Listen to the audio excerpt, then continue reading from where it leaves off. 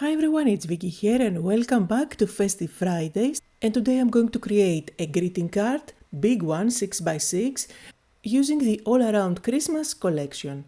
And I'm starting by fuzzy cutting all my focal points. So on the last page of the paper pad you will find all those cut apart images. So I cut out the armchair, the dog, a sentiment as well as a bunch of flowers, and I'm looking for a background now. There are these 4 different panels that you can use as your background on a 6x6 card, and they are perfectly sized for that. Of course I will have to sacrifice the back, but in any case I usually go with the background papers, the B side on the paper pads. Now that I have a background panel, I need to make it look more interesting. So first of all, I'm going to ink up the edges with my coffee dye ink. And I did that with the rest of the cutout pieces, just to make sure that any imperfections from fuzzy cutting are not going to show. And then let's use a stencil to add something interesting on the background. I like the stencil because it gives you many different areas that you can play with. For this background I decided to go mainly with the text, and I'm just going to do a little bit of embossing. So I'm using embossing ink, and then on top of that I'm going to apply embossing powder. Now this video was filmed way before summer, before my new Christmas Plus collection was out. But my prototype products had just arrived, so here you see me playing with the sparkling gold from my collection, which is available now. And in that Christmas Plus collection of mine there are actually 7 different colors of embossing powder, as well as embossing ink and embossing pens. So now that I have a nice and sparkling background, let's put together the card front. I am going to use foam tape at the back. You know that I love popping up my images. And I'm placing the armchair slightly to the right, so I leave enough space on the other side to add a sentiment and even create some extra clusters. Now I am going to place on top the little dog, again using foam tape. And then with all the extra elements that I have cut out, that bunch of flowers, etc., I'm going to play and decide where I feel they are going to embellish the card better and they are going to keep a balance at the same time. And when I create clusters, by having all the elements popped with foam tape, gives me the opportunity to tuck things underneath, like I'm doing here. And of course on a cluster you may want to have different levels, so you can either double up on foam tape or even use glue and stick things completely flat. Now if you notice, I'm sticking things kind of in a diagonal, which is always pleasing to the eye. I'm not sticking things all over the place. The sentiment is going outside of the diagonal. You will see where I'm going to stick it down. However, it is neutral in color and has the same color as the background, which means that it's not going to distract the eye from the main diagonal.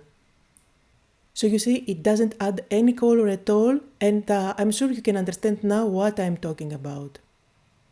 Now let's add some finishing touches on our panel to make it more sparkling. We do have sparkling glitter at the background, but let's add a few dots with my contour liners, mainly adding some highlights, golden highlights on the flowers. And you can even outline areas if you like, or draw strokes like I'm doing here. These are going to dry nice and dimensional, and they're going to give a different level of texture on your project. Now of course my panel is quite big, so I need a 6x6 card. For that I'm going to cut out a 12x12 white cardstock in half and score that in half. So I have a 6x6 top folding or side folding card, and you see I'm doing the same thing for the rest of the paper. I don't want that to go to waste, so I will share another card, another 6x6 card next Friday.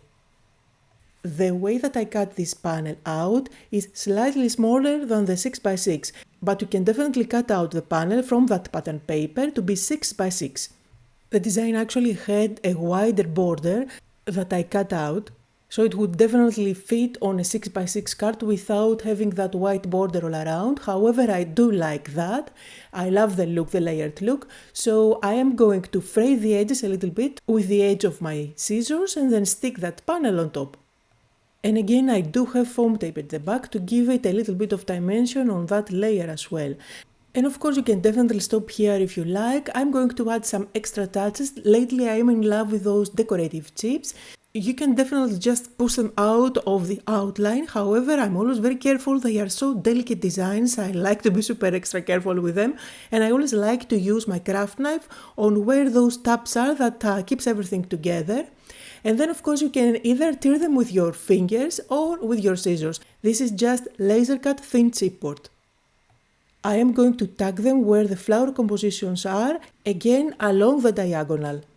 And the decorative chips being actually paper gives you the opportunity to color them with your acrylics, your markers. You can emboss them and use embossing powders on them.